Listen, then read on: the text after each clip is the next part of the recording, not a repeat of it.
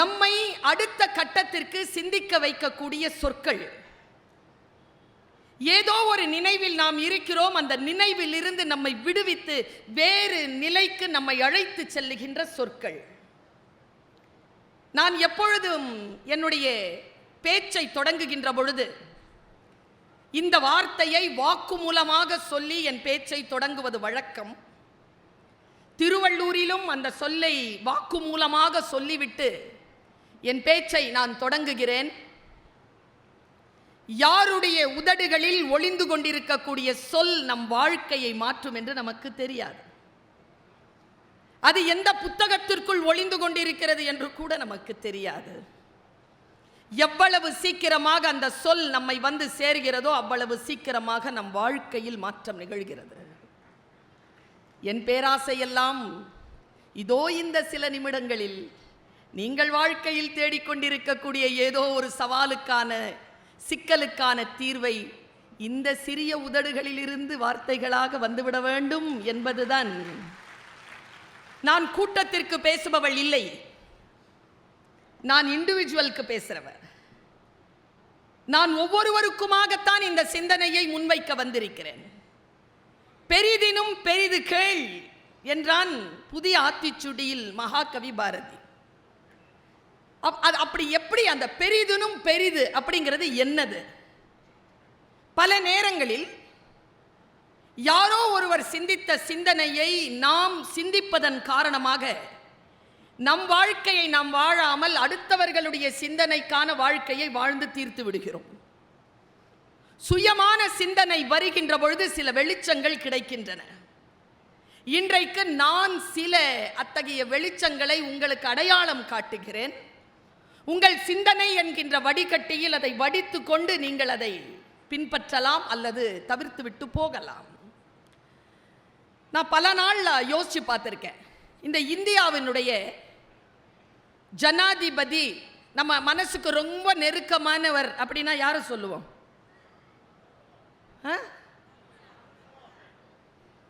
எத்தனை பேர் இருந்திருக்காங்க? ஏங்க கலாம் சார் கிட்ட போய் நம்ம சிக்கிக்கிட்டு இருக்கோம்? எத்தனை பேர்? ஏன் பிரதிபா பாட்டீல் மேடம் இல்லையா? இல்லையா? இல்லைன்ட்டார் ஒருத்தர். எத்தனையோ பேர் இருக்கிறோம், எத்தனையோ பேர் இருந்திருக்கிறார்கள். இருந்தாலும் கலாம் என்கின்ற ஒரு விஷயத்துல நம்முடைய மனசு போய் சிக்கிக்கிட்டு. அவர் அப்படி என்ன செய்து விட்டார்? எதற்காக உங்களை கலாம பிடிக்கும்?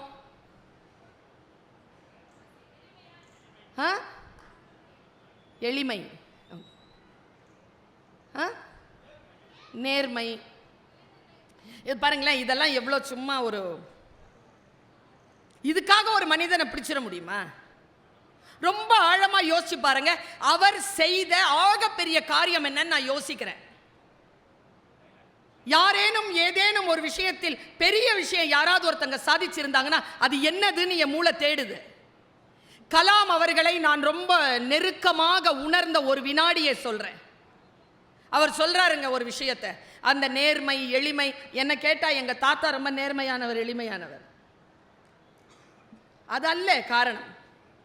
அதையும் கடந்து மனித இயல்புகளை கடந்து ஏதோ ஒரு பெரிய பாயிண்ட்ல அவங்க போய் நிக்கிறாங்க. அந்த பாயிண்ட் என்ன? அதைத்தான் நான் தேடிட்டு இருக்கேன். அந்த பாயிண்ட் என்ன தெரியுமா? பாருங்க, அவர் சொல்றார், ஒரு வார்த்தையை சொல்லுகிறார். உங்கள் டைரி குறிப்புகளில் நீங்கள் எழுதி வைத்துக் கொள்ளுங்கள். யாருடைய உதடுகளில் இருந்து வரக்கூடிய வார்த்தைகளில் அர்த்தம் இருக்கிறது என்று நமக்கு அவ்வளவு சீக்கிரமாக புரியாது. புரிந்துவிட்டால் வாழ்க்கையின் போக்கு மாறும். அவர் சொல்றார், small aim is a crime. ஆங்கிலத்தில் சொல்லுகிறார். தமிழ்ல என்ன அர்த்தம் தெரியுமா? சிறிய இலக்கு என்பது வாழ்க்கையின் மிகப்பெரிய குற்றம். சிறிய இலக்கை வைக்காதீர்கள், பெரிய இலக்கை வையுங்கள்ங்கிறார். இப்போ பெரிய இலக்குனா என்ன? அவரை மாதிரி கதை சொல்லி ஆயிரலாமா? அவர் மேடையிலையும் பேசுறாரு, தனியாகவும் போய் கூட்டத்துக்கு வெளியிலையும் பேசுறாரு. அவரை மாதிரி ஆயிரலாமா? இல்லை என்ன மாதிரி ஆகலாமா? இல்லை இங்க மேடையில் உட்கார்ந்து இருக்கிற ஆளுமைகள் இல்ல போலீஸ்காரர், அரசியல்வாதிகள், தொழிலதிபர்கள், இவர்கள் எல்லாம் தான் பெரிய ஆட்களா? பெரிய ஆள் அப்படிங்கிறவன் யாரு? நான் ஒரு காரியத்தை மட்டும் சொல்றேன். கலாம் அவர்களை காலம் மனதிலே சுமப்பதற்கு ஒரே ஒரு காரணம் தான். பர்வீன் சுல்தான் அவ கேட்டா, இந்த ஒற்றை காரியத்திற்காக, அவர் செய்த அந்த நன்மைக்காக இந்த உலகம் அவரை எந்நாளும் நினைவில் வைத்திருக்கும். அவர் ஒரு விஞ்ஞானிங்க. நான் ஒரு ஆசிரியர் போல, அவர் ஒரு ஆசிரியர் தான். ஆனால் ஆசிரியர் கடந்த அவர் ஒரு விஞ்ஞானி. நான் எப்படி ஆசிரியராக இருந்தும் பேச்சாளராக இருக்கிறனோ, அவர் அப்படி ஆசிரியராக இருந்து விஞ்ஞானியாக இருக்கிறவர். இந்த விஞ்ஞானத்தில் அவர் சாதிச்சதை யூடியூப்ல போய் பாருங்க. அவர்கிட்ட கேட்குறாங்க, நீங்க எப்போ ரொம்ப சந்தோஷமா இருந்தீங்க, உங்க சாதனை எதுன்னு ஒரு சின்ன பையன் கேட்குறான். கலாம் தந்த பதில சிலிர்த்து போனேன் நான். சே, பெரிய மனுஷன் யானி, உன் புகழை என் நாக்கிலே உயிர்ப்பு இருக்கின்ற வரைக்கும் ஏதேனும் ஒரு நிகழ்ச்சியிலாவது உன்னை பற்றி பேசாமல் நான் இருக்க மாட்டேன் என்று என் மனதிலே நான் முடிவு செய்த அந்த தருணத்தை நான் சொல்றேன். அவர் சொல்றார், என் வாழ்க்கையிலே நான் செஞ்ச பெரிய சாதனை என்ன தெரியுமா? அக்கினி பிருத்திவிங்கிற அந்த ஏவுகணையை விட்டது தான். யூடியூப்ல போனீங்கன்னா கிடைக்கும். அக்கினி பிருத்திவி அப்படின்னு அந்த ஏவுகணையை விட்டேன். இது உலக புகழ் பெற்றது. உலக புகழ் பெற்ற அந்த காரியத்திற்கு பின்னால என்னுடைய உழைப்பு மட்டுமல்ல, என் கூட்டத்திற்கான உழைப்பும் இருக்கு. சொல்லிட்டு சொல்றார், மற்ற நாடுகள்லாம் ஏவுகணை அனுப்புது, நம்ம இந்திய நாட்டுக்கும் அந்த நாடுகளுக்கும் இருக்கிற வித்தியாசத்தை சொல்றேன்னு ரொம்ப சிம்பிளா பேசுறாருங்க. ரொம்ப சிம்பிளா அவர் சொன்ன கருத்தை நான் கடத்திட்டு போறேன். பெரிதினும் பெரிது கேள்னு சொல்றோம்ல, எதுயா பெருசு? வாழ்க்கையில இவன் பெரிய மனுஷன் யாரை பார்த்து சொல்றோம்? யாரை பார்த்து சொல்றேன்? என் புள்ள பெரிய மனுஷனா வரணும்னு நீங்க நினைக்கிறீங்கல்ல, அப்படின்னா என்னங்கிறதுக்கான விளக்கம் முடிந்தால் இந்த இந்த சிறிய சம்பவத்தில் உங்களுக்கு கிடைக்குதான்னு பாருங்க.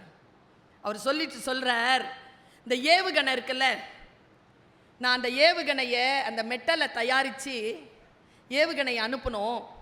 உள்ள எத்தனை விண்கலங்களை வச்சு அனுப்பணும் தெரியுமா? 125. ரஷ்யாவோ அமெரிக்காவோ சைனாவோ 32, 37, 52, மேக்சிமம் 72 தான். இந்தியா தான் 125 வச்சு அனுப்புச்சு. பெரிய சாதனை. ஆனா எனக்கு சந்தோஷம் வரல. ஏன்னா என்னதான் அறிவியல் கண்டுபிடிப்புனாலும் அழிவு தானே. ஒருத்தன் பேசுற பேச்சு பாருங்க, காலத்தை ஜெயிக்கிற பேச்சு இல்லை, இது அழிவு தானே. ஒரு நாள் என்ன பண்ணா, நான் இதை கொண்டாடிட்டு இருந்தேன். அந்த சாயந்தரத்தில் என் ஃப்ரெண்டு வந்தான். அவன் பேர் பிரகாஷ் ஆர் பிரபாகர், ஏதோ பீல இப்படி தான் வருது. அவன் வந்து என்னை கூட்டிட்டு வா கலாம் ஒரு இடத்துக்கு போகலான்னு சொன்னான். அவர் வார்த்தையிலேயே இருக்கு, நீங்க போங்க. என் வார்த்தையும் அவர் வார்த்தையும் மாறவே மாறாது. அதே மாதிரி சொல்லிட்டு வரேன் நான். வா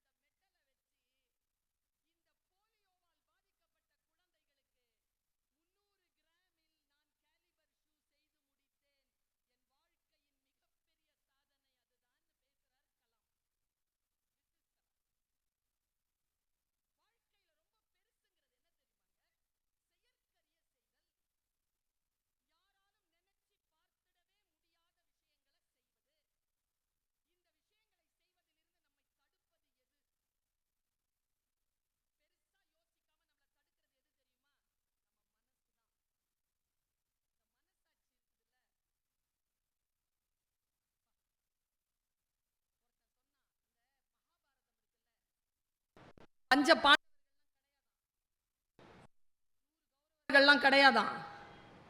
இந்த கிருஷ்ண, இந்த கர்ணன் அப்படிலாம் யாரும் கிடையாதான். ஒருத்தன் சொல்றான் அது ஒரு கான்செப்ட் தான். எனக்கு பிடிச்சது, அந்த கருத்து பிடிச்சது. அவன் சொல்றான் பஞ்சபூதங்கள் தான் 5 பாண்டவர்கள். இந்த உடம்பு இருக்குல்ல, இந்த உடம்புல 5 புலன்கள் இருக்குல்ல, இந்த 5 புலன்கள் தான் பஞ்ச பாண்டவர்கள். இந்த 5 புலன்களை ஆக்கிரமிச்சு இருக்கக்கூடிய 100 இச்சைகள் தான் கௌரவர்கள். இது 5 புலன்களுக்கும் இச்சைகளுக்கும் நடந்த போராட்டம். நாங்க அவன் எனக்கு பிடிச்சது யாது. அப்போ ஒருத்தன் கேட்டான் கேள்வி, அப்போ கர்ணன் யாரு? சொன்னாம் பாருங்க பதில், கர்ணன் தான் மனசாட்சியான். அது எப்பவுமே தப்பு பண்ணிட்டு நான் ஏன் இப்படி தப்பு பண்ணிட்டேன் தெரியுமா அப்படின்னு நியாயம் பேசுமா. ஏன் கிருபாச்சாரியார், துரோணாச்சாரியார், பீஷ்மாச்சாரியார் எல்லா வயசானவங்களையும் இச்சைகள் பக்கம் சேர்த்தாங்க தெரியுமா? சொன்னா கோச்சிக்க கூடாது. வயசானதுனாலேயே எல்லாம் ஒழுக்கமானவங்கன்ட்டு இந்த உலகம் நம்பக்கூடாதுங்கிறதுனால. சரி, அப்ப கிருஷ்ணன் யாரு? கிருஷ்ணன் தான் டிரைவர், அறம். இந்த பஞ்ச கண்ணு, மூக்கு, வாய், உடம்பு, காது எல்லாம் இருக்குல்ல, இந்த 5 புலன்களை இச்சைகளில் இருந்து காப்பாற்றி கொண்டு போகணும்னா, இந்த தேரை செலுத்தணும்னா கிருஷ்ணன்கிற அறம் இருந்தால் மட்டும்தான் இந்த தேர் செலுத்தும் என்பதற்காக கிருஷ்ணனை டிரைவரா மாத்தினான்னு சொன்னாருங்க அவரு. அந்த கான்செப்ட் சொல்ல வந்தவர். மனசாட்சி இருக்குல்ல, அந்த மனசாட்சிக்கு விரோதமாக நாம் நடந்து கொள்ள கூடாது. அதனுடைய இயல்பே விரோதமா நடக்கிறது தான். இதிலிருந்து தப்பித்து வந்து யார் மிகப்பெரிய விஷயங்கள் செய்கிறார்கள்? மனதை ஜெயிக்கிற மாதிரி ஒரு அற்புதமான விஷயம் வேற எதுவுமே கிடையாது. மிகப்பெரிய விஷயம் அது. அதனால்தான் வள்ளுவன் சொன்னான், மனத்து கண் மாசு இளன் ஆதல் அனைத்து அரண். சுத்தமாவே இதை விட பெரிய அறம் வேற கிடையாதுறான்ட்டான். ஆனா நான் ஒண்ணு கேட்கிறேன், இது அவ்வளவு சீக்கிரமா சுலபமா சுத்தமாவுதா? அவ்வளவு சீக்கிரமா இல்லைன்ட்டீங்க, யோசிச்சு சொல்லியிருக்கலாம்ல. டக்குன்னு சொல்றான் கிடையாது கிடையாது. ஏன் இது அவ்வளவு அழுக்காக இருக்கு? நான் ஒரு சின்ன விஷயம் சொல்றேன். நம்மை ஜெயிக்கின்ற விஷயம் நம்மிடத்தில் தான் இருக்குது. ஒரு ராஜா ஒருத்தன் போயிட்டு இருந்தானா, இது தெரிஞ்சுக்கிட்டதுல இருந்து என் வாழ்க்கையே மாறிடுச்சுங்க. நான் உங்க எல்லாருக்கும் சொல்றேன், எது ரொம்ப பெரிய விஷயம் தெரியுமா தோழமைகளே, தமிழ் உறவுகளே? சொல்ற சொல் பொருள் மாறாமல் புரிந்து கொள்வது. இதை விட பெரிய விஷயம் அந்த உலகத்துல வேற எதுவுமே கிடையாது. நாம ஏதோ சொல்லுவோம், அது வேற ஏதோ நினைச்சுக்கோம். நான் அப்படி சொல்லலப்பா, தெரியும் தெரியும் உன் மனசு என்னன்னு எனக்கு தெரியும், அது இல்லாம வருமா? நான் இன்னொரு விஷயம் சொல்லி கொடுத்துட்டு போயிடுறேன். யாராவது கோபத்தில் அப்படி பேசிட்டேன்ப்பா, என் மனசுல ஒன்றும் இல்லை, மனசுல இருக்கும்போது தான் கோபத்தில் அது வெளியில வரும். நல்ல மூட்ல இருக்கும்போது அடக்கி வச்சிருப்போம், கோபமா இருக்கும்போது டக்குன்னு வந்துடும். கோபத்தில் பேசிட்டேன்ப்பா, மனசில் ஒன்று, இந்த வேலையே ஆகாது. ரொம்ப கவனமாக இருக்கிறதுக்காக சொல்லி கொடுத்துட்டு இருக்கிறேன். பாருங்க, ஒரு ராஜா இருந்தானா, ஒரு பிச்சைக்காரர் இருந்திருக்கான். ராஜாவுக்கு அவன் மேலே பாசம். நேராக அவர் என்ன பண்ணார், ஒரு செப்பு காசு தூக்கி அப்படி போட்டார். அவன் பிடிச்சவன், பிடிக்க தெரில அவனுக்கு, சாக்கடையில் போயிடுச்சு காசு. போட்ட காசு பிடிக்க தெரிஞ்சாதான் பிச்சைக்காரனாக இருக்க மாட்டோமே. பிடிக்க தெரியாம தானே பிச்சைக்காரனா இருக்காங்க. போயிடுச்சு கீழே சாக்கடையில். உடனே சாக்கடையில் கையை போட்டான். ராஜாக்கு ரொம்ப மனசு கஷ்டமாயிடுச்சு. டேய், நான் தூக்கி போட்ட தப்பு தானே தேர்ல இருந்து இறங்கி வந்து ஒரு வெள்ளிக்காசு கையில் கொடுத்தாரான். வெள்ளிக்காசு இந்த கையில் வாங்கிட்டு மறுபடியும் சாக்கடையில் கை போட்டிருக்கான். ராஜா சொன்னாராம், இந்த வர்றா, இந்த ஒரு தங்க காசு வச்சுக்கோ. தங்க காசை வாங்கிக்கிட்டான். வாங்கிக்கிட்டு மறுபடியும் சாக்கடையில் கை போடுறான். ஒரு தங்க முடிப்பு கொடுத்தாராம், இதை வச்சுக்கடான்னு. தங்க முடிப்பை வாங்கிக்கிட்டு மறுபடியும் நீ சாக்கடையில் கை போடாமல் இருக்கணும்னா என்னடா பண்ணணும்? என்னடா வேணும் உனக்கு? என் ராஜ்யத்தில் பாதி தரேன், எடுத்துக்கோடா. இந்த சாக்கடை பகுதி அதில் வருமான்னு கேட்டானா. என்ன பண்ணுவீங்க நீங்கள் இந்த புத்தியை? ஒருத்தன் தவம் செய்யணும்னு போகிறான், தவம் செய்யணும் குருவே. நான் குரு சொன்னார், உனக்கு தெரிஞ்ச மந்திரத்தை சொல்லிட்டு ஒரு இடத்துல உட்காரு. மந்திரத்தை சொல்றதுக்கு முன்னால ஒரு வாழைப்பழமோ, மந்திரத்தை சொன்னதுக்கு அப்புறமா ஒரு வாழைப்பழமோ சாப்பிடுன்னார். குரு கிட்ட கேட்டானா, என்ன வாழைப்பழம் சாப்பிடலாம் குருவேன்னு. குரு சொன்னாரா, உனக்கு ஞானம் கிடைக்காதரா, போடா. என்ன மந்திரம் சொல்லுன்னு கேட்டிருந்தா கூட உனக்கு ஞானம் கிடைச்சிருக்கும். என்ன வாழைப்பழத்தை சாப்பிடணும்னு கேட்குற? இல்லை நான் இருக்கிறேன். போய் உக்காந்து ஏதோ ஒரு மந்திரத்தை சொல்லி உட்காடுறான். ஒரு பொம்பளை பிள்ளை அப்படி போச்சு, தவம் கலைஞ்சு போச்சு. ஐயோ தவம் கலைஞ்சு போச்சேன்னு கண்ணை மூடிக்கிட்டான். அதே டைம் அடுத்த நாள் ஒன்றும் தெரில, அதே டைம் அந்த பொண்ணு வரா, சலங்க ஒலி, தவம் கலைஞ்சிருச்சு. அடாடாடாடாடா, ஒரு வாழைப்பழத்தை சாப்பிட்டு மறுபடியும் உட்காந்தான். அடுத்த நாள் காதையும் மூடிக்கிட்டான்.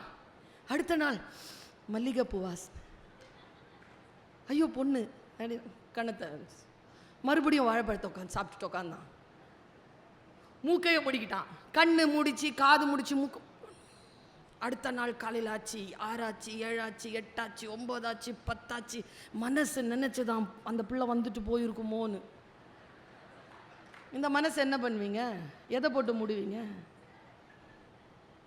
அவனு சொல்லவா, உங்க மனசு உங்க கையில இருக்கு அப்படிங்கிறதுக்கான அத்தாட்சி ஒன்னே ஒண்ணுதான் இதுல இருக்குது.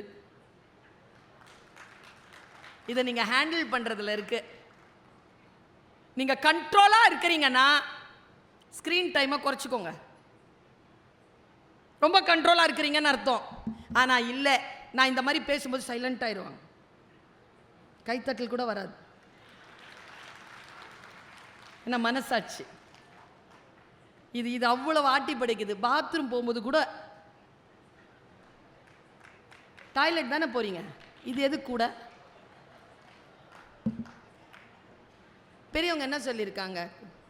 கொல்லைக்கு போனாலும் கூட்டு உதவாது, கூட இந்த இவங்களை கூட்டு போகலாமா? எத்தனை பேர் இருக்காங்க இதில்? வச்சுட்டு போகிறதுக்கு பயம் மேடம். பாஸ்வேர்ட் தெரிஞ்சு வச்சிருந்து பார்த்துட்டாங்கன்னா அந்த 5 நிமிஷத்தில் குடிக்கெட்டு போயிருமே. அதெல்லாம் பணம் காணனாலும் பதற மாட்டேங்கிறாங்க, இது காணனா அவ்வளோ பதறாங்க.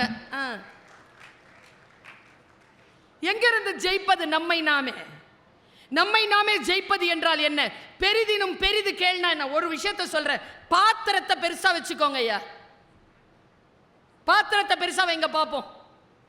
பாத்திரத்தை பெருசா வைக்கிறதுனா என்ன? எப்பவுமே நான் சொல்லுவேன், இப்போ மழை பெய்யுது, வீட்டில் ஒழுகுது, பாத்திரத்தில் பிடிச்சி வச்சுக்கிறோம் தண்ணியை.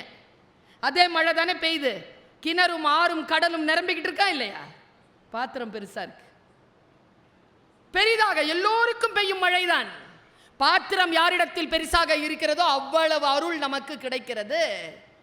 பெரிதிலும் பெரிது கேள் என்று சொல்லுவது அவ்வளவு சுலபமானது இல்லை. நான் ஒரு விஷயத்தை சொல்றேன், இந்த உலகத்திலேயே மிக அற்புதமானது எது தெரியுமா? பெண்களுக்கு சொல்லுகிறேன், இளைஞர்களுக்கும் சொல்லுகிறேன். ஆண்களை மட்டும் ஏன் விடுவானே, உங்களுக்கும் சொல்றேன். எப்பொழுது உங்கள் மனம் சந்தோஷப்படுகிறது தெரியுமா? சுதந்திர உணர்வோடு இருக்கின்ற பொழுது, சுதந்திரமா இருக்கும் பொழுது. சுதந்திரமா இருக்கிறோமா? மார்ச் 8 வரப்போகுது. அன்னைக்கு போட்டி நடத்துவாங்க பாருங்க, சூப்பர். கோல போட்டி, பேச்சு போட்டி, டான்ஸ் போட்டி, சமையல் போட்டி,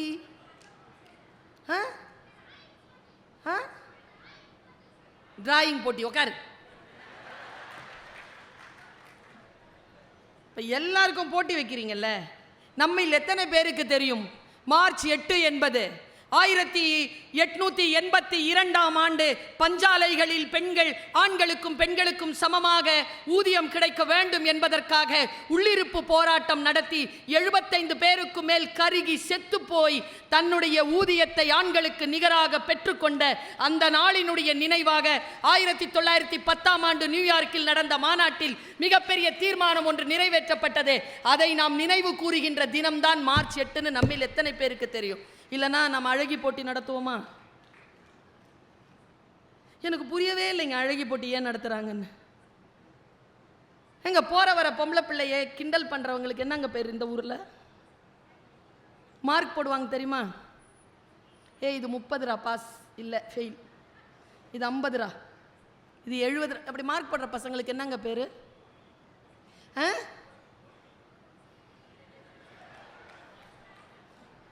அதே பொம்பளை பிள்ளைங்கள மேடையில் நடக்க விட்டு கோட் சூட் போட்டு அதே மார்க் தானே போடுறாங்க. என்னைக்கோ யோசிச்சிருக்கோமா? பெண்ணே, நீ அழகா இருக்கிறாய் என்கின்ற உரிமையை வேறு எந்த ஆண்மகனுக்கும் தராதே, அது உன் சுயமரியாதைக்குரிய விஷயம் என்று சொன்ன சுவாமி விவேகானந்தரின் உரையை மனதிலே தாங்குகின்ற பெண்களுக்கு அழகு என்பது எவ்வளவு பெரிய சுயமரியாதையான விஷயம். நான் இன்னைக்கு காலையில தான் ஒரு மீட்டிங்ல குழந்தைகளுக்கு, ஆண் குழந்தைகளும் பெண் குழந்தைகளும் கூடியிருந்தார்கள் ஆயிரக்கணக்கில். அவங்க கிட்ட சொன்ன பெண் குழந்தைகளை பார்த்து சொன்னேன், பெரிதினும் பெரிது கேள் சொல்றோம்ல, எது பெரிய விஷயம்? நாம எங்க மிஸ் பண்ணிருக்கோங்கிறத சொல்றேன். நான் இங்க அது செய்யல. நாங்க வந்தாங்கன்னா எங்களுக்கு ஷால் போத்துவாங்க தெரியுமா? ஏன் போத்துறாங்க?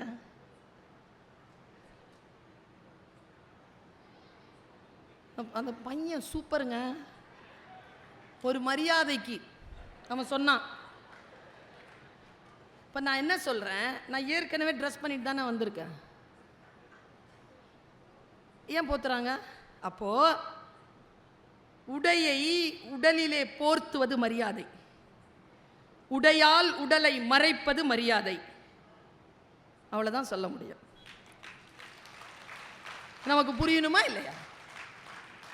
ஆண் குழந்தைகளிடத்தில் சொன்னேன், பெண் குழந்தைகளிடத்தில் சொன்னேன், கண்ணியமாக உடை உடுத்தி கண்ணியமாக பேசக்கூடிய, தன் அழகை சபைப்படுத்தாத, தனக்கானவற்றாக ஆரோக்கியமாக இருக்கக்கூடிய பெண்களின் மீது தான் ஆண்களுக்கு மரியாதை வருமே தவிர, ஆபாசமாக இருக்கக்கூடிய பெண்களின் மீது ஒருபோதும் ஆண்களுக்கு மரியாதை வருவதில்லை என்பதனை பெண் குழந்தைகளே புரிந்து கொள்ளுங்கள் என்று சொன்னேன். பெரிதினும் பெரிது அப்படிங்கிறது சிந்தனை தாங்க. பாரதி சொல்கிறான், பெரிய விஷயத்தை நான் கேட்கிறேன்னா, நான் அந்த பாட்டை படிச்சு நடுங்கி போனேங்க. நான் எப்பொழுதுமே என்னை ஒரு பாட்டோ ஒரு கவிதையோ எதனா நான் அதுக்குள்ள போட்டுருவேன், என்ன நானே போட்டுருவேன். அந்த கவிதையை படித்து நான் நடுங்கி போனேன். பாரதி இப்படி ஒரு கவிதை எழுதுகிறார். நான்லாம் பேச்சுக்காக மட்டும் படிக்கிறவ இல்லை. ரொம்ப மனக்கவலை இருந்தால் எங்கள் வீட்டில் இருந்து 150 வீடு தள்ளி தான் பாரதி இறந்த வீடு. நான் அங்கே போய் உட்காந்துருவேன். அந்த பாரதி வீட்டு வாசலில் கொஞ்சம் நேரம் உட்காந்துட்டு அவன் உள்ள ரூமில் போய் கொஞ்சம் நேரம் உட்காந்துட்டு வருவேன். நான் பாரதி எனக்கு பிடிக்கும். பாரதியின் சொற்களில் நான் அசைந்து போன ஒரு சொல்லை இங்கே கடத்தி விட்டு போகிறேன். மிகப்பெரிய விஷயம் இது. பேசா பொருளை பேச நான் துணிந்தேன். அவன் என்ன சொல்றான், யாரும் இதுவரைக்கும் பேசாத ஒன்றை நான் பேச துணிஞ்சிட்டேன் அப்படின்னு டிக்ளேர் பண்றான். பேசா பொருளை பேச நான் துணிந்தேன், கேட்கா வரத்தை கேட்க நான் துணிந்தேன். மண் மீதுள்ள மக்கள், பறவைகள், நல்ல கவனிங்க, மக்கள், பறவைகள், மரங்கள், புல் பூச்சி, பூண்டு, இவை யாவும் நாம் என்ன செய்வோம்? சாமி கிட்ட என்ன கும்பிடுறோம்? என்ன வேண்டுறோம்? எல்லாரும் பெரிதினும் பெரிது எது தெரியுமா? எல்லாரும் நல்லா இருக்கணும்னு சொல்லல பாரதி. பெரிதினும் பெரிது எது பாருங்க, இவை யாவும் என் வினையால் இடும்பை தீர்ந்து. நான் ஏதாவது ஒன்று செய்யணும்யா, அதில் அவர்கள் துன்பம் தீர வேண்டும். இது பெரிய விஷயங்க. எனக்கு தெரிஞ்சுங்க, ஒரு மலையாள பெண், வயதானவ, நேரில் நான் பார்த்த விஷயத்த சொல்றேன். ஒரு 17-18 வயசு பையன் ஆக்சிடென்ட் ஆயிட்டாங்க. இது கதை இல்லை, யாரோ எழுதிய கதையை நான் சொல்லல. நான் பார்த்த உயிருடன் இருந்த ஒரு பெண்ணிற்கான சாட்சியத்தை நான் சொல்றேன். அந்த பெண்ணுக்கு ஒரு 70 வயசு இருக்கும், 68-70 இருக்கும். காதுல ஒரு சின்ன தங்க கம்மல் போட்டு வெள்ளை ட்ரெஸ் போட்டிருக்காங்க. ஒரு ஆக்சிடென்ட் அம்பத்தூர்ல நடக்குது. அந்த அம்மா என்ன தெரியுமா அங்க பண்ணுச்சு? நான் 2 வீலர்ல போறேன், நிறுத்தி நான் ஓடுறேன். அந்த அம்மா எந்த மோனேன்னு போய் அந்த அந்த அந்த குழந்தைகிட்ட போயிடுச்சிங்க. போய் அப்படி அப்படி தூக்கி மடியில் உட்கார வச்சுக்கிட்டு ஆம்புலன்ஸ் ஆம்புலன்ஸ்ன்னு சொல்லுது. டக்குன்னு ஃபோன் போட்டோம், ஆம்புலன்ஸ் வந்தது, போய் ஏறி உட்காந்து போயிட்டோம். போயிட்டு அந்த பையனை வந்து உள்ளே அனுப்பிட்டாங்க. அவ்வளோ அனுப்பிட்டோன்னு நாங்கள்லாம் போயிட்டோம். என்ன நடந்ததுன்னு பின்னால் விசாரித்ததில் ஒரு பேருண்மையை சொல்கிறேன் நான், என்ன நடந்ததுன்னு. அந்த அம்மா வாசல்லையே உட்காந்துருக்குது. உள்ளே அனுப்பிட்டு, அந்த அம்மா யாருன்னு எனக்கு தெரியாது, குழந்தைக்கு யாருன்னு எனக்கு தெரியாது. உள்ளே அனுப்பிட்டு வாசல்லையே உட்காந்துருக்கு. அப்போ ஒரு நர்ஸ் வந்து ஒரு ஸ்லிப்பை கொண்டாந்து கொடுத்தது, இந்த மருந்தை சீக்கிரம் வாங்கிட்டு வாங்கன்னு இருக்கு. நேராக போய் வெளியில் இருக்கிற மருந்து கடையில் காட்டி, கொஞ்சம் மருந்து கொடுங்க, சீக்கிரம் கொடுங்க, நான் காசு அப்புறமா தரேன், இப்போ காசு இல்லை. அந்த கடைக்காரர் இருக்குல்ல, காசு இல்லாமல்லாம் மருந்து கொடுக்க முடியாதும்மா. அந்த அம்மா என்ன தெரியும் பண்ணிச்சு, காது கடுக்கனை கழட்டி, இதை வச்சுக்கோ, மருந்து கொடு, நான் காசு கொடுத்து இதை வாங்கிக்கிறேன். நேராக உள்ளே போய் கொடுத்துச்சு. ஆப்ரேஷன் முடிஞ்சுது. பையனுக்கு தலையில் அடி, ஆப்ரேஷன் முடிஞ்சுது. அந்த பையனை ஜெனரல் வார்டுக்கு ஷிஃப்ட் பண்ணும் பொழுது ஒரு ஆள் கடகடன்னு ஓடி வரான். ஐயோயோ என் பையன் விழுந்துட்டானாமேன்ட்டு. அவன் யாருன்னா மருந்து கிடக்காரன். இந்த அம்மா யாரும் கிடையாது, வழிபோக்கரா போன ஒரு பெண். இது யாரும் கிடையாது. யாருங்க பெரியவங்க? எந்த நேரத்தில் அந்த மனம் மலர்கிறது? எந்த நேரத்தில் நாம் மிகப்பெரிய விஷயத்தை யோசிக்கிறோம்? இந்த உலகத்திலே ஆக சிறந்தது சுதந்திரம்னு நான் சொன்னேன்ல, இந்த மகளிர் தினத்துக்காக சொன்னல, பெண்கள் உங்ககிட்ட எல்லார்கிட்டையும் நான் ஒரு வார்த்தையை விதைத்து விட்டு போகிறேன். செய்ய விரும்புவதை செய்வது மட்டுமல்ல சுதந்திரம், செய்ய விரும்பாததை செய்யாமல் இருப்பதும் சுதந்திரம் தான். செய்ய விரும்பாததை செய்யாதீர்கள், ஒருபோதும் செய்யாதீர்கள். அப்படி செய்யாமல் இருப்பதற்கான உரிமையை நாம் பெற வேண்டும் என்றால் மிகப்பெரிய விஷயம் இது. இது கையில் வரணும்னா கல்வி மட்டும்தான், கல்வி மட்டும்தான். நான் 2 வரலாறுகளை சொல்றேன். ஒரு 4-5 நாளைக்கு முன்னால தினத்தந்தி பேப்பர்ல வந்த ஒரு மெசேஜ், நீங்க வேணாலும் போய் 3 நாளைக்கு முன்னால இருக்கிற தினத்தந்தியை பார்த்தீங்கன்னா அது வந்துடும். 1988ஆம் ஆண்டு ஒரு அம்மா, பெருசுன்னு சொல்றேன்ல, எது பெருசுன்னு சொல்றேன், ஒரு அம்மா கேஸ் ஒன்று போட்டிருக்கு. 1988 ரிசல்ட் எப்போ தெரியுமா வந்தது? 2024. 36 வருஷம். 36 வருஷம் கழிச்சு சுப்ரீம் கோர்ட் இல்ல ஹை கோர்ட் தீர்ப்பு கொடுத்திருக்கு. என்ன கேஸ் நினைச்சீங்கன்னா நீங்க ரொம்ப சந்தோஷப்படுவீங்க. என்ன கேஸ் தெரியுமா? அது செலினா ஜோன்ஸ், அந்த அம்மா பேரு. யாரோ ஒருவர் செய்கிறார்கள், அந்த பலன் நம்மை வந்து சேர்கிறது. நான் இப்படி சொல்றேன், செலினா ஜோன்ஸ் பத்தி சொல்றதுக்கு முன்னால சொல்றேன், நானும் இவர்களும் அவர்களும் இந்த மேடையில் உட்கார்வதற்கும் இப்ப பவா செல்லதுரை உட்கார்ந்துட்டு போனார்ல, அவருக்கும் இடையில இருக்கக்கூடிய வித்தியாசம் என்ன தெரியுமா? ஒரு 30 வருஷம் அவர் உழைச்சார்னா இந்த சேர்ல அவர் உட்கார்ந்துடலாம். ஆனா 1000 வருடங்கள் போராட்டத்திற்கு பிறகுதான் நானும் இந்த பெண்களும் இந்த சேர்ல உட்கார முடியுங்கிற வரலாறு. இந்த போராட்டம் இருக்குல்ல, அது ரொம்ப பெருசு. அந்த போராட்டத்தினால் கிடைத்த இந்த உறுதியை, இந்த சுதந்திரத்தை எப்படி தக்க வைத்துக் கொள்வதுன்னு சொல்றேன். செலினா ஜோன்ஸ் யார் தெரியுமா? 1988ஆம் ஆண்டு டிஃபென்ஸ்ல சேர்ந்த ஒரு நர்ஸ். டிஃபென்ஸ்ல, ராணுவத்தில் சேர்ந்த ஒரு நர்ஸ். அந்த நர்ஸ் என்ன பண்றா? சேர்ந்த உடனே அவளுக்கு கல்யாணம் ஃபிக்ஸ் ஆகுது 3 மாசத்துல. பிரிகேடியர் கிட்ட காட்டுறா கல்யாண அழைப்பிதழ. பிரிகேடியர் பார்த்தாரு, சூப்பர் போயிட்டு வானார். போகிறதுக்கு முன்னாலேயே, அவள் போய் ஊரில் இறங்குறதுக்கு முன்னால் அவளுடைய டெர்மினேஷன் ஆர்டர் வந்துருச்சு. நர்சஸ் கல்யாணம் பண்ணிக்கிட்டா இராணுவத்தில் இருக்க முடியாது. அந்த அம்மா என்ன தெரியுமா பண்ணுச்சு? உடனே கேஸ் புக் பண்ணிருச்சுங்க. அந்த கேஸ் நடந்து 36 வருஷத்துக்கு அப்புறமா தீர்ப்பு வந்திருக்குது. இனி ஒரு பெண்ணினுடைய வேலைக்கும் அவள் செய்து கொள்ளுகின்ற திருமணத்திற்கும் தொடர்பு இல்லை. இந்த 36 வருடங்கள் அவள் வேலை இல்லாமல் இருந்ததற்காக 60 லட்சம் ரூபாயை ஒரே பேமெண்டாக அவர்களுக்கு இந்த டிஃபென்ஸ் தந்துடணும். நான் எங்க தெரியுமா நிக்கிறேன்? அவள் பெற்று தந்திருக்கிறாள் ஒரு வார்த்தையை நமக்கு. ஆனா அந்த பெண்ணை பற்றி நான் யோசிக்கிறேன்.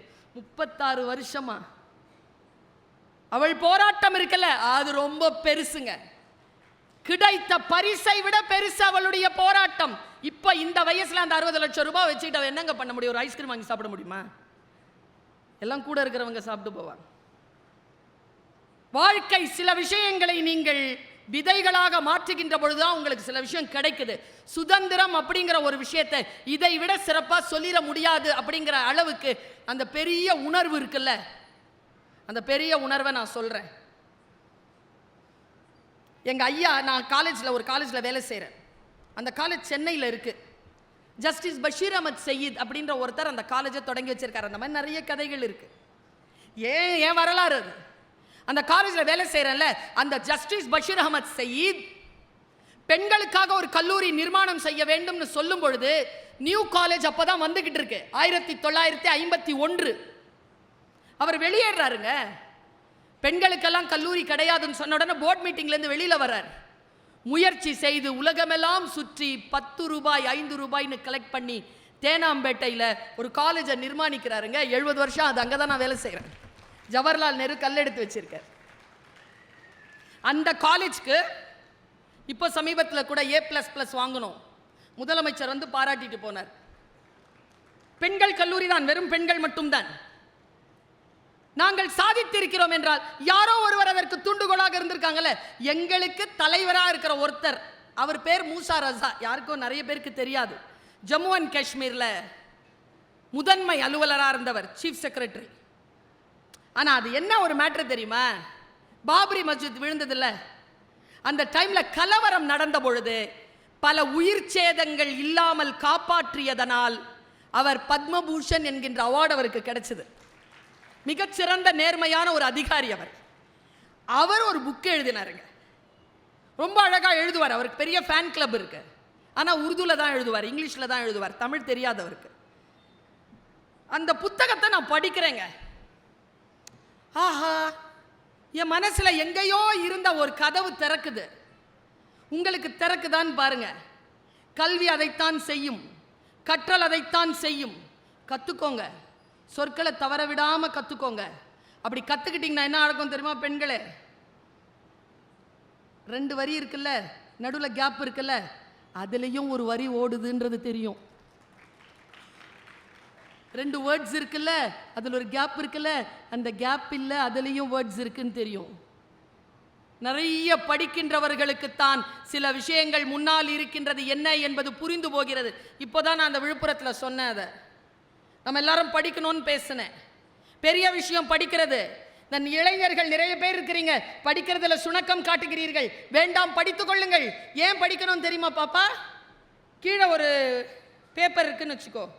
அந்த பேப்பரில் சமஸ்கிருதத்திலையோ அரபிலையோ ஏதோ எழுதி போட்டிருக்காங்க, ஹீப்ரு மொழியிலையோ ஏதோ எழுதி போட்டிருக்காங்க. கால் பட்டுருச்சு, என்ன பண்ணுவோம்? சமஸ்கிருதம் படிக்கிறவங்க காலில் பட்டுருச்சுன்னா, அரபி கெட்ட வார்த்தை எழுதி போட்டிருக்கு,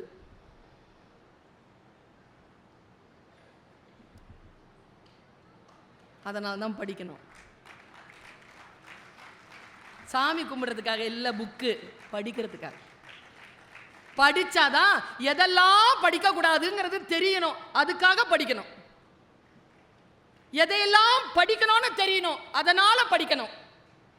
அவர் ஒரு புத்தகம் எழுதியிருக்காரு, நான் உங்க எல்லாருக்கும் சொல்றேன். நீங்க இந்த சேவல் சண்டை பார்த்திருக்கீங்களா? பார்த்திருக்கியா பாப்பா? சேவல் சண்டை ஒரு படம் கூட வந்துச்சு.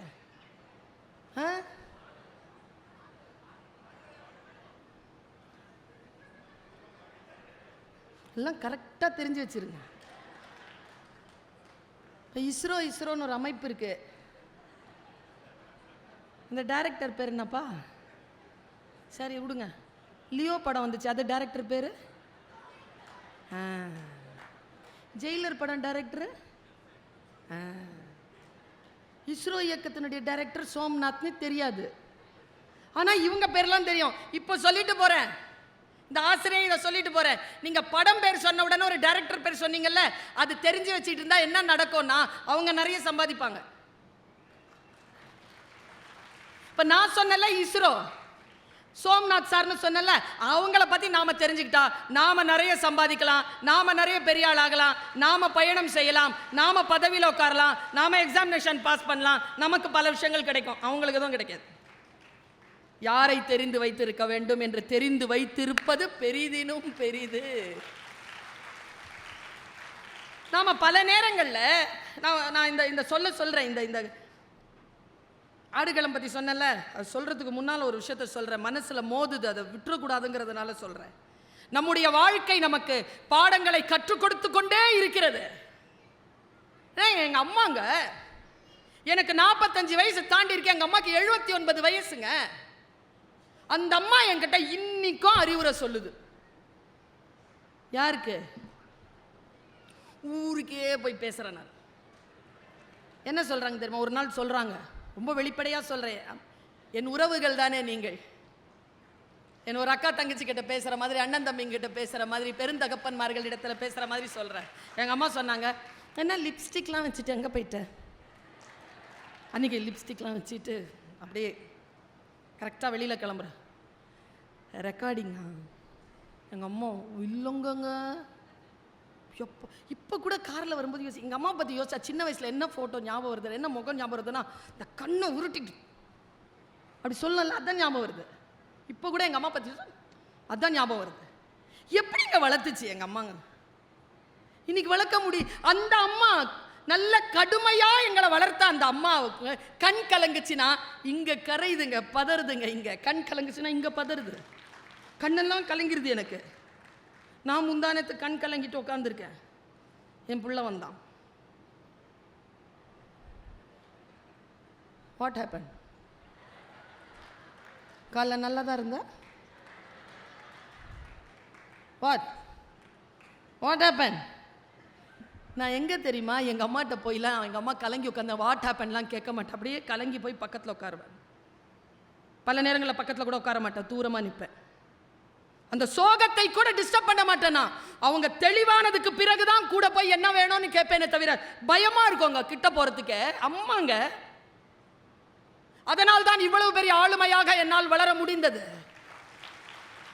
என் புள்ள கேட்கிறானே வாட் ஹேப்பன் அப்படி கேட்குறானே, நான் எங்கே கவலைப்படுறேன் தெரியுமா? அவனாவது என்கிட்ட வாட் ஹேப்பன் நல்லா தானே இருந்த, ஏன் அழுவுறேன்னு கேட்குறான். அவன் புள்ள அவன்கிட்ட என்ன கேட்கும்? எங்கிருந்து தொடங்குவது? நான் பெரிய விஷயங்களை சொல்லி தருகிறேனே. என் அம்மா சொல்லி தருகிறா, லிப்ஸ்டிக்லாம் வச்சுட்டு எங்கே போற? ரெக்கார்டிங். நல்லா தான் இருக்கிற, சரி போ. ஒன்று ஞாபகம் வச்சுக்கோ. அங்க எப்படி சொன்னாங்க தெரியுமாங்க? காலில் இருந்து நிலம் நகர்ந்துருச்சுங்க. அந்த சொற்கள் இன்றைய தாய்மார்களிடத்தில் இல்லையே. என் தாய்கிட்ட இருக்கே, என் வாயில என் பிள்ளைக்கு வரமாட்டேங்குது. எங்கள் அம்மா சொல்கிறாங்க, கேமரா முன்னால் இருக்கணும்னா எவ்வளோ அழகாக வச்சுக்கிறோம்ல மூஞ்சிய. எங்க ப்ரொஃபைலில் இருக்கிற மாதிரி ரொம்ப அழகும் கிடையாது, நாம ஆதார் கார்டில் இருக்கிற அளவுக்கு மோசமும் கிடையாது. எவ்வளோ அழகான ஃபோட்டோவை வச்சுருக்கிறோம். பாப்பா பாப்பா பாப்பா நம்மளை அழகாக வச்சுக்கணும் அப்படிங்கிறதுல எவ்வளோ முனைப்பு. எங்கள் அம்மா சொன்னாங்க, இந்த கேமரா முன்னால் வரணும் அப்படின்ன உடனே எவ்வளோ அலங்காரம் பண்ணிக்கிற சுல்தானா. அம்மா சொல்கிற ஒரு விஷயத்தை கேட்குறியா? சொல்லுங்கம்மா. உன்னை பர்மனெண்ட்டாக ஒரு கேமரா பார்த்துக்கிட்டே இருக்கு, அது முன்னால் அழகாயிரு. கடவுள் அது உன்னை பார்த்துக்கிட்டே இருக்கு, 24 hours பார்த்துக்கிட்டு இருக்கு. ஒரு வினாடி கூட உன்னை பார்க்கறது அது நிறுத்தலை, அப்படியே பார்த்துக்கிட்டு இருக்கு. இந்த வயதில் என் அம்மா சொல்கிறேன், நான் செருப்பு போடு, எங்கள் வீட்டுக்கு வாங்க நீங்கள், மீசாப்பேட்டை 43/21 திப்பு தெரு, 2nd floor. செருப்பு போடுற இடத்துல எங்கள் அம்மா ஒரு நிலக்கண்ணாடி வச்சுருக்கோம். ட்ரெஸ் பண்ணிவிட்டு செருப்பு போட்டு போகும்போது அது சொல்லாமல் சொல்கிற விஷயம் என்ன தெரியுமா? பெரிய விஷயம், பெண் குழந்தைகளுக்கு தேவையான விஷயம். நீ வெளியில் போறியே, உன்னை எல்லாரும் எப்படி பார்க்க போகிறாங்க அப்படிங்கிறத முதல்ல நீ பார்த்துட்டு போ. கண்ணியமான உடையை உடுத்துகிறாயா? சரியான நிலையில் நீ வெளியில் உன்னை கொண்டு செலுத்துகிறாயா? அவ்வளவுதான் பண்ணுச்சு எங்க அம்மா. வாழ்க்கையில் சில விஷயங்கள் நமக்கு கிடைக்க வேண்டும் என்றால் சில பல புத்தி, அந்த சின்ன விஷயம் வந்துடணும் நமக்கு, அது திறந்துடணும், அந்த மொட்டு திறந்துடணும். இந்த ஆடுகளம் விஷயம் இருக்குல்ல, அந்த விஷயம் ரொம்ப பெரிய விஷயம். முடிஞ்சா புரிஞ்சுக்கோங்க. சேவல் சண்டையை இங்கே வைக்கிற மாதிரி காஷ்மீரில் நவாபுகளுக்கு மத்தியில் ஒரு சண்டை நடக்குமா, பறவை சண்டை. மூசா ரசா எழுதுறார். ஒரு பட்டு துணி போட்டுருவாங்களாம். அந்த பட்டு துணி போட்டு 2 நவாபுகள் பட்டுக்குருவி கொண்டு வருவாங்களாம். அந்த பட்டுக்குருவி எப்படி இருக்கும்னா, ஒரு குருவி அவ்வளோ லட்சம் ரூபாவாம். குட்டியூண்டா தான் இருக்குமா. அதனுடைய கொண்டை எல்லாம் கலர் கலராக இருக்குமா. அது பட்டு நிறத்தில் இருக்குமா, குட்டி.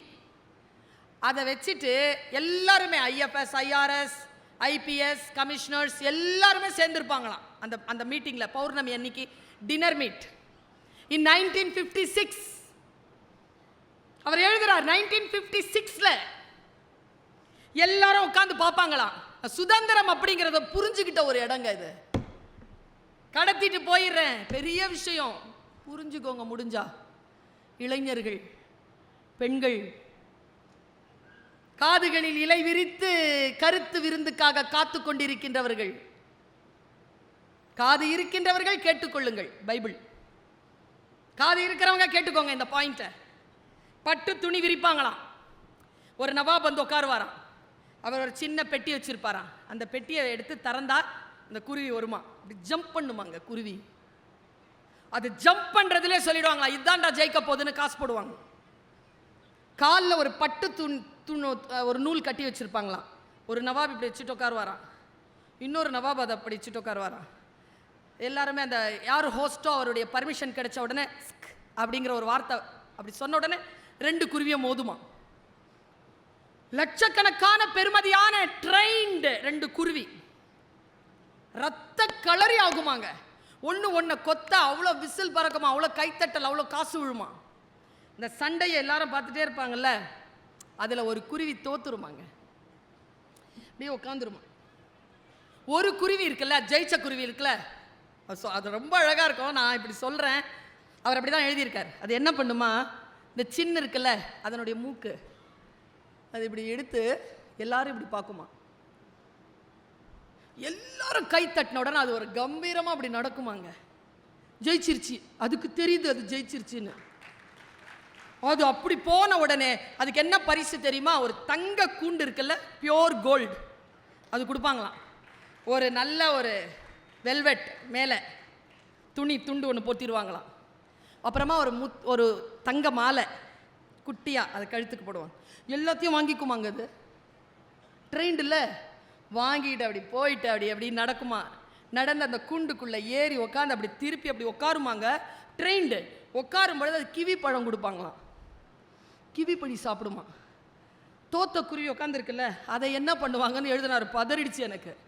அதை என்ன பண்ணுவாங்களாம், அந்த மாஸ்டர் இருக்கார்ல அவருக்கு தண்டனை, அபராதம். அடுத்த வருஷத்தில் 5 வருஷம் அவர் வந்து குருவி சண்டை விட முடியாது. இன்னொன்று, அந்த குருவியை அவர் வீட்டுக்கு எடுத்துகிட்டு போக முடியாது. அவர் என்ன பண்ணுவார்னா, அதை எடுத்து பார்ப்பார். அது அடிதானே பட்டிருக்கு, அது இப்படி சிலிர்த்துக்கிட்டு இருக்கோம்ல, கொண்டையை அறுத்து அப்படி காட்டுவாங்களாம். அது ஜன்னலில் பறந்து போயிடுமா.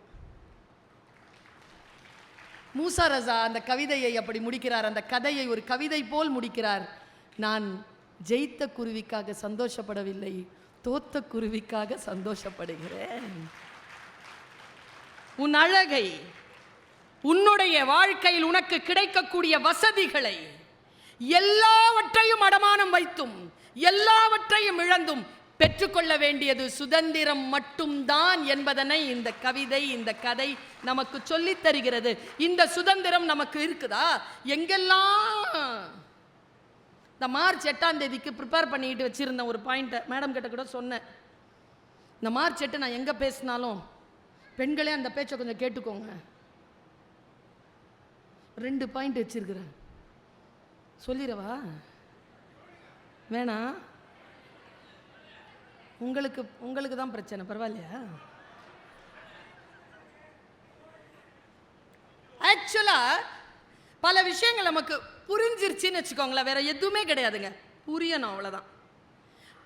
அந்த அலாதியான அந்த இன்பம் வருது பாருங்க. ஒரு விஷயம் புரிஞ்சுக்கிட்டா, ஒரு விஷயம் கத்துக்கிட்டா, ஒரு கவிதைங்க புரிஞ்சிருச்சுன்னு வச்சுக்கோங்களேன். வாடியது கொக்கு, ஓடியதெல்லாம் ஜோடி மீன்கள்.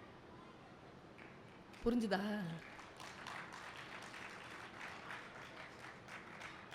புரிஞ்சவர் எக்ஸ்ட்ரா கை தூக்கி கை தட்டுறார். அவர் 10 செகண்ட் ஆகும். கதையும் கவிதையும் கதை சீக்கிரம் புரிஞ்சிடும், கவிதையும் ஜோக்கும் லேட்டாக தான் புரியும். ஆனால் புரிஞ்சிடணும். ஊதுகுழல் இசைக்கிறாள் அம்மா, நடனம் ஆடுகிறது நெருப்பு.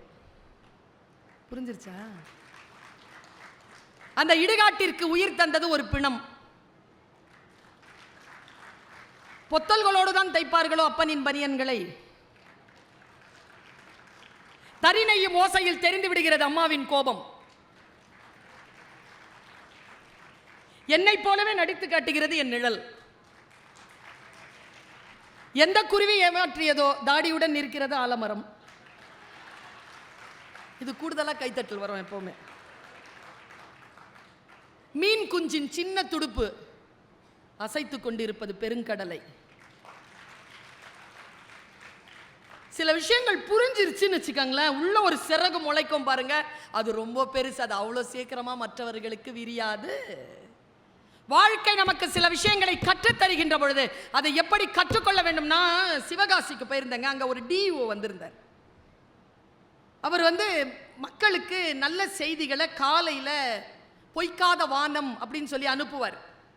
நான் 2-3 ஃபார்வர்ட் மெசேஜில் கேட்டு நான் சொன்னேன், டெய்லி எனக்கும் அனுப்புங்க சார்னு. அவர் நிறைய விஷயங்களை படித்து அனுப்புவார். அவர் சொன்ன 2 விஷயத்தை சொல்கிறேன் உங்களுக்கு. ஆசிரியர்களுக்கு மட்டுமே வாழ்க்கையில் அவர்கள் மிகச்சிறந்த ஆசிரியர்களாக இருக்க வேண்டும் என்பதற்காக சொல்லப்பட்ட அந்த 2 செய்திகளை நான் சொல்கிறேன். இளைஞர்களும் பெண்களும் புரிந்து கொள்ளுங்கள், பெரிய விஷயம். பீகாரில் ஒரு பழங்கதை ஒன்று. அந்த பழங்கதை நமக்கு மிகப்பெரிய வெளிச்சத்தை தருது. புரிஞ்சிருச்சுன்னு வச்சுக்கோங்க. இப்போ நான் சொல்றது புரிஞ்சிருச்சுன்னா, இந்த வளாகத்தை விட்டு வெளியேறுகின்ற பொழுது நீங்கள் வேறு ஒரு விழிப்புணர்வின் நிலையில் போவீங்க. என்னை போலவே பாருங்க, ஒரு புறா கூட்டத்தினுடைய தலைவன் அவன் ஒரு இளைய புறாவை கூப்பிட்டு கேட்குறான், யார் கிட்டடா ரொம்ப ஜாக்கிரதையாக இருப்ப?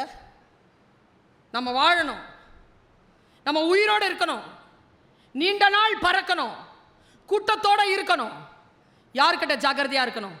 பையன் எழுந்திருச்சு நின்று சொன்னான், இளமையானவன், சார் நமக்கு குறி வைக்கிறான்ல சார், அந்த வேட்டக்காரங்கிட்ட நாம் ரொம்ப ஜாக்கிரதையாக இருக்கணும் சார்.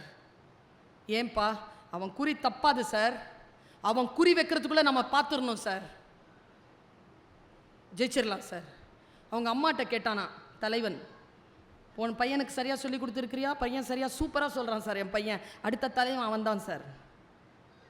இல்லை, தப்பாக சொல்கிறான். சரி, நீங்கள் தான் சொல்லுங்கள், எது சரி? வேட்டைக்காரன் குறிவைக்க தெரிந்தவன், 2 சொல்லி பிடிச்சிக்கிறான். குறிவைக்க தெரிந்த ஆயுதம் தாங்கிய வேட்டைக்காரனை காட்டிலும் புறாக்கள் ஆயுதம் தாங்கிய குறிவைக்க தெரியாத வேட்டைக்காரர்களிடத்தில் ஜாக்கிரதையாக இருக்க வேண்டும். ஏன்? அவங்களுக்கு தானே குறி வச்சிருக்கிறான்னு நீங்கள் உட்காந்துருப்ப, அவனுக்கு குறி வைக்க தெரியாது, கரெக்டாக உன்னை அடிச்சிடும். புரிஞ்சு கை தட்டுறீங்க பாருங்க, இது பெருசு. எல்லோராலும் தட்டிவிட முடியாது, ஏன்னா உள்ள போய் புரிஞ்சால்தான் வரும். அந்த டிஓ இதை சொன்னாரா? இன்னொரு ஒரு விஷயத்த சொன்னாருங்க, அசைஞ்சு போனேன். இன்றைக்கு எத்தனை பேர் குழந்தைகளை வைத்துக்கொண்டு எவ்வளோ போராடுறோம்லப்பா, இல்லை? இவர் சொன்னார் கதை, 7 பிள்ளைங்களுக்கும் நான் கஞ்சி ஊற்றிடுவேன், 8வது பிள்ளை வந்தால் படிக்க நல்லா தான் இருக்கும், 1 பெற்று வளர்த்துக்கிறதுக்குள்ளேயே அருந்து போயிடுது சீவன். 2 3னா சரியா சொல்கிறேண்ணா மேடம்? ஸ்கூலில் கொண்டு போய் சேர்த்து பாருங்க. முந்தா நேற்று கள்ளக்குறிச்சியில் ஒரு ப்ரோக்ராம் போயிட்டு வந்தேன். என்ன கொடுமை பாருங்க, 3 நாளாக புள்ள சாப்பிட மாட்டேங்குது.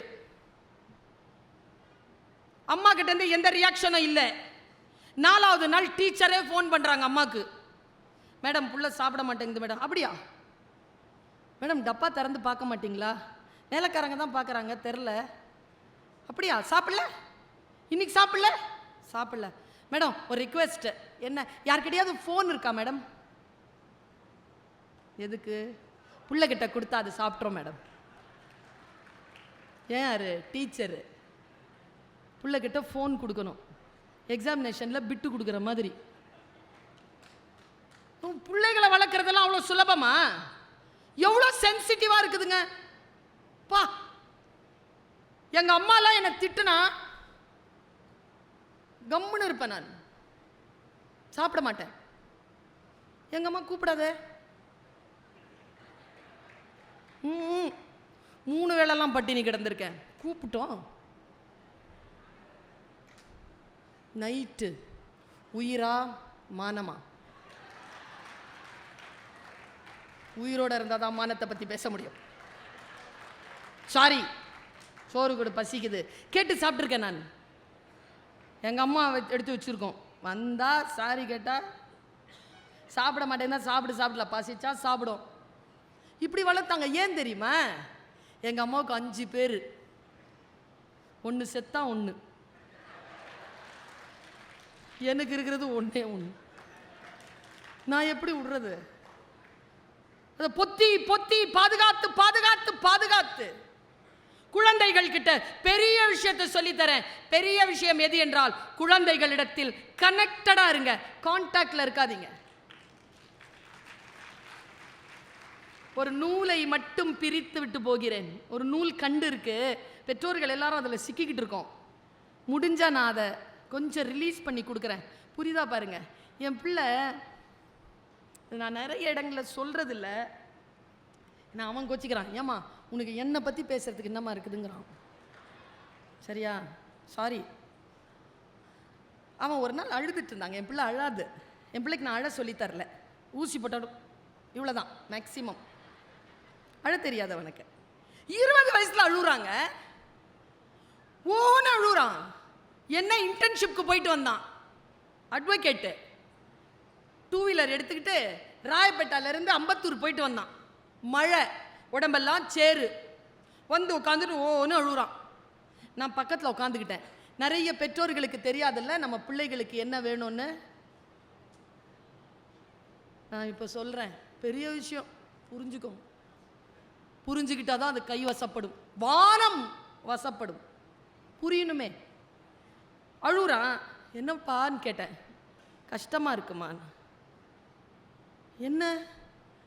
45 கிலோமீட்டர்மா, ஓட்ட முடியல, மழை, நான் எதிர்பார்க்கவே இல்லைம்மா, சேரு, சகதி, டிராஃபிக், கஷ்டமாக இருக்குமா அப்படின்னா, டேய் டேய் டேய் டேய் டேய் அழாதரா அழாதரா, நீ ஒன்று செய், நாளையிலேருந்து கார் எடுத்துகிட்டு போனேன். வந்துச்சுங்க கோவம் அவனுக்கு. ஏமா இப்படி இருக்கிற, இவ்வளோ பேசுகிற, இவ்வளோ பெரிய ஆளுன்ற, அறிவு இல்லையம்மா அவனுக்கு? ஏண்டா தம்பி அப்படி சொல்கிற? உங்ககிட்ட நான் கார் கேட்டேனா? 5 நிமிஷம் உட்காந்து என் கஷ்டத்தை சொல்ல கேளுமா, உடனே ஒரு தீர்வு கொடுத்துருவியா? நீ பணம் கொடுத்துருவியா, வாய்ப்புகளை கொடுத்துருவியா, விஷயங்களை செஞ்சு கொடுத்துருவியா? அது எனக்கு வேணாமா. என் கஷ்டத்தை சொன்னா கேளுமா, எனக்கு அது போதுமா, நானே கண்டுபிடிச்சுப்பேம்மா என் பிரச்சனைக்கான தீர்வைங்கிறான். நம்மள எத்தனை பேருக்கு இது தெரியும்?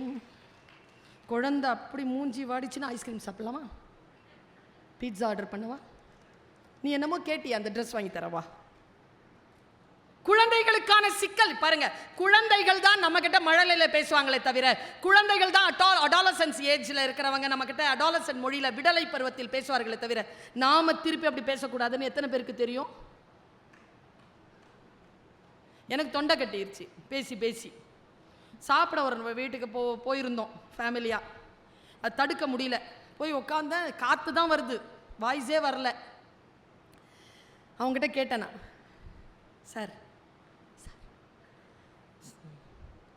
சூடா கொஞ்சம் தண்ணி கொடுங்க, சூடா கொஞ்சம் தண்ணி கொடுங்க. அவர் கேட்குறார், இப்போவே வேணுமா மேம், அப்புறமா கொடுங்க. எனக்கு தானே தொண்டை கட்டி இருக்குது, உனக்கு நல்லா தானே இருக்குது. குழந்தை தான் நம்மக்கிட்ட மழலையில பேசுவோம், நமக்கு தான் ஒழுக்கமாக பேச வரோம்ல.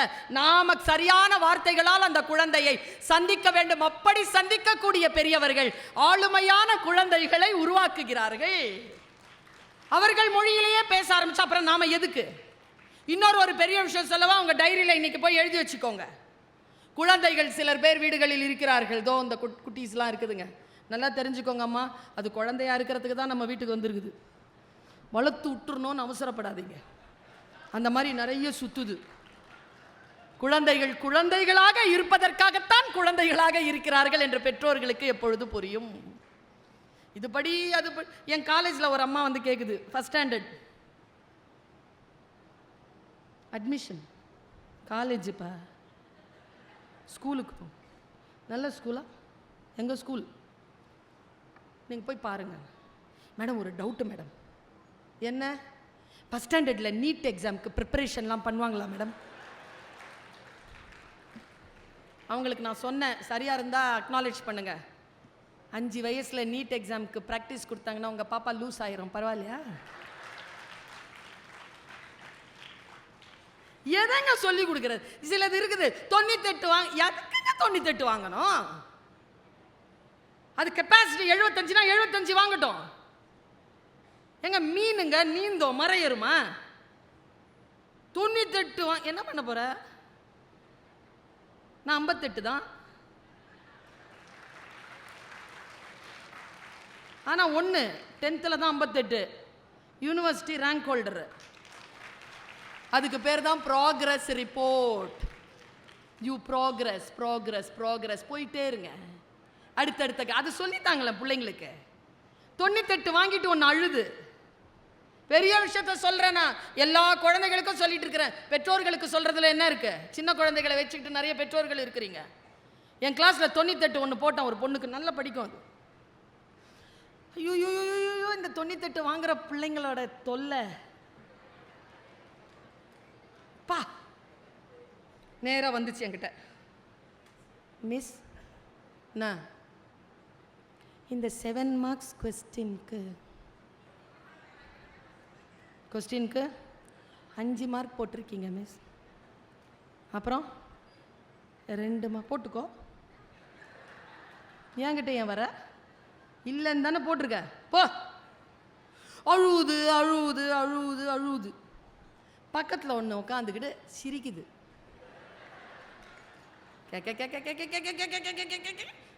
என்னத்துக்கு சிரிக்குது இதுன்னா, பேப்பரை பார்த்தேன் 2.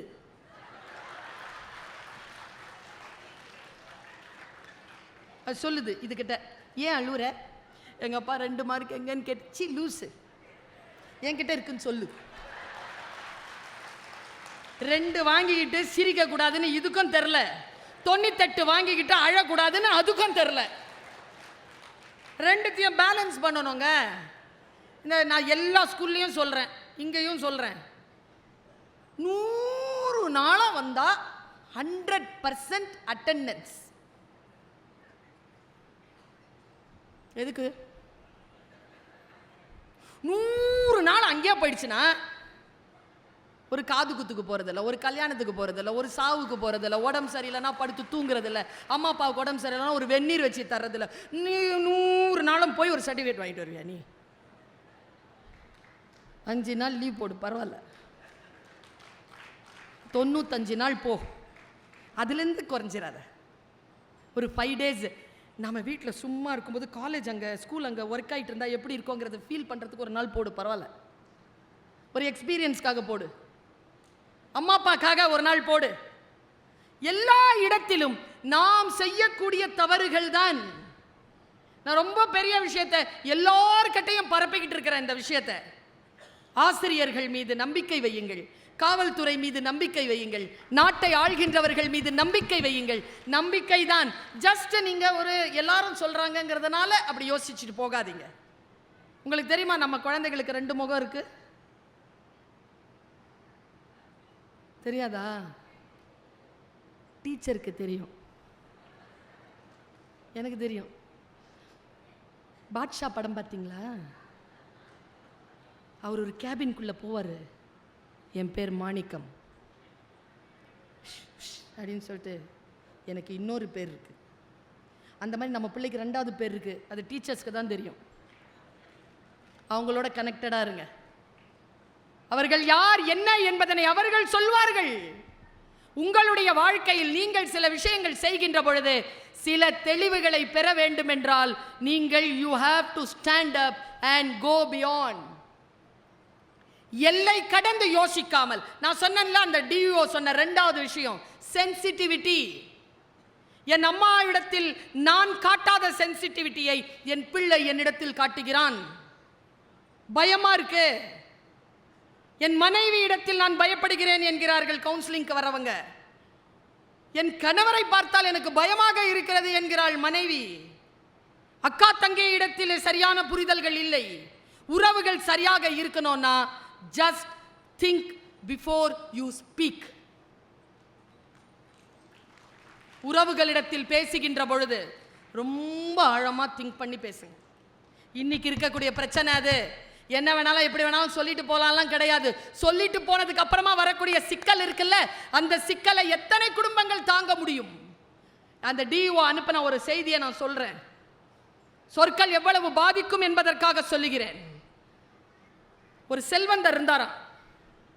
அந்த செல்வந்தர் 2 நாய் இருக்குல்ல, பெரிய ஜெர்மன் ஷெப்பர்ட் நாய்.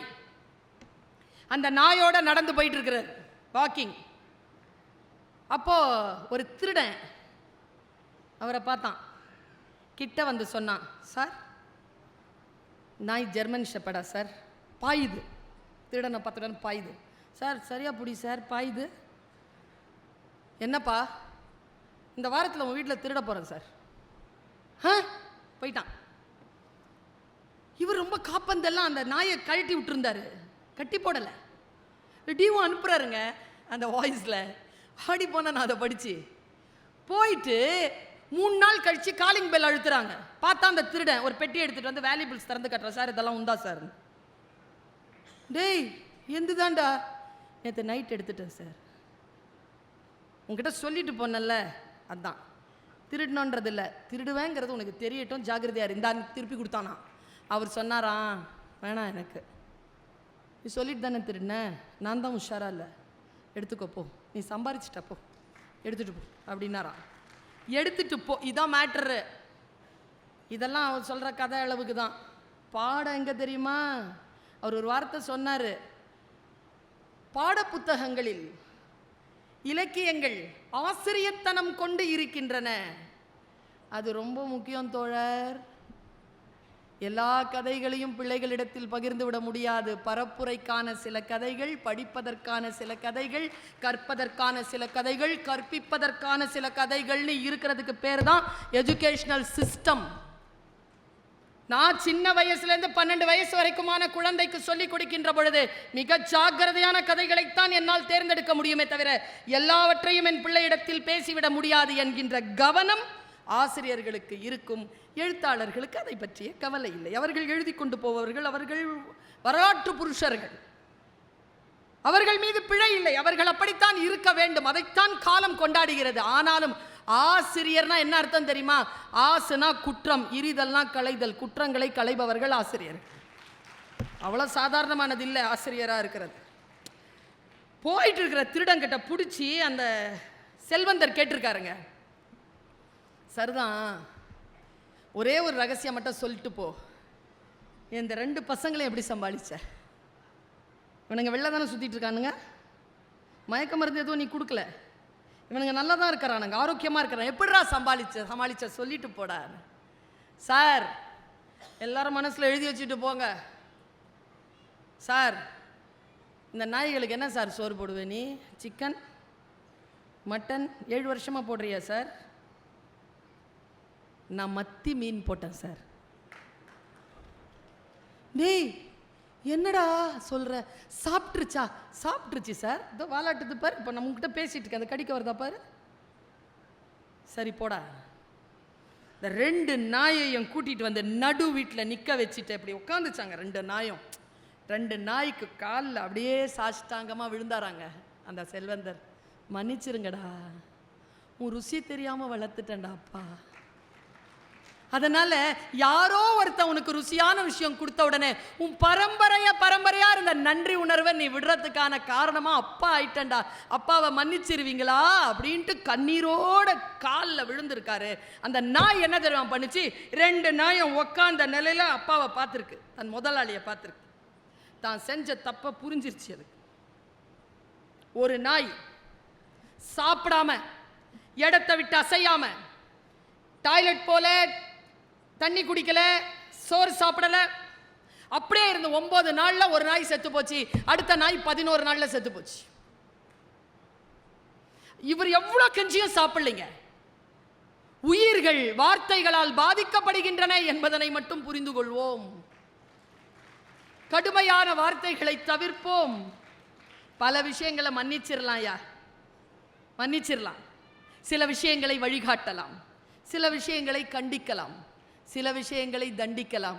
ஆனால் தண்டிக்கின்ற பொழுது குற்றம் நடந்து விட முடியாதபடிக்கான தண்டனைக்கான அளவை உங்கள் கையில் பிடித்திருக்க முடிந்தால் தண்டனையை கையில் எடுங்கள், இல்லை என்றால் எடுக்காதீர்கள்.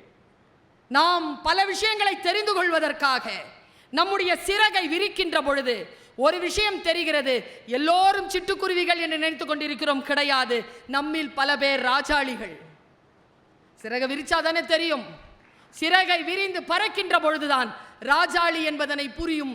அப்படி புரிந்து கொண்ட சிட்டுக்குருவி நான் சிட்டுக்குருவி இல்லை, ராஜாளி என்பதனை புரிந்து கொண்டிருப்பவள். உங்கள் பிள்ளைகளிடத்திலும் நீங்கள் புறாவையோ கிளியையோ பார்க்கலாம், குருவியையோ பார்க்கலாம். இல்லை, அவர்கள் ராஜாளிகளாக இருக்கக்கூடும். சிறகை விரித்து விடுங்கள். பெரிதினும் பெரிது கேளுங்கள். மீண்டும் சந்திப்போம். நன்றி, வணக்கம். இந்த தகவல் உங்களுக்கு பிடிச்சிருந்தா லைக் பண்ணுங்க, உங்க ஃப்ரெண்ட்ஸுக்கு ஷேர் பண்ணுங்க, மறக்காம எங்க சேனலுக்கு சப்ஸ்கிரைப் பண்ணுங்க.